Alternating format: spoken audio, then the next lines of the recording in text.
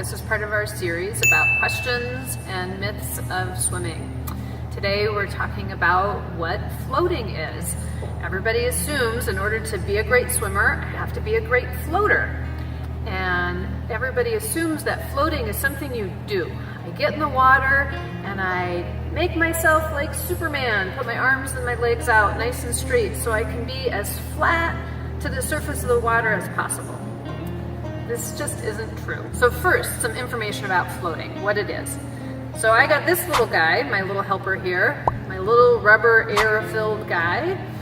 If I were to put him in the water, what would happen? Well, let's see. He will float. There he is, floating on the water. He's not doing anything, he's not Supermaning his arms, he's just floating, because that's his properties. Now, I also have this guy.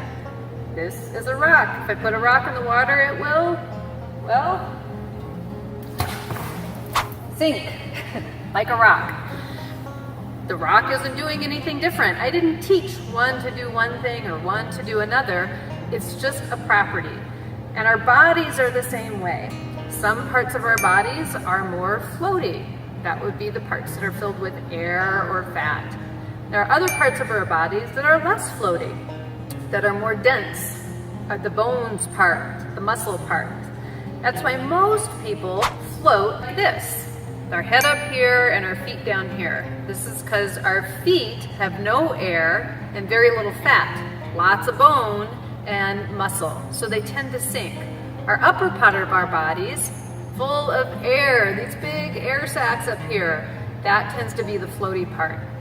This is a perfectly great way to be a floater in the water. People who float like this or even like this are great swimmers. Our Olympic swimmers, in fact, don't float at all.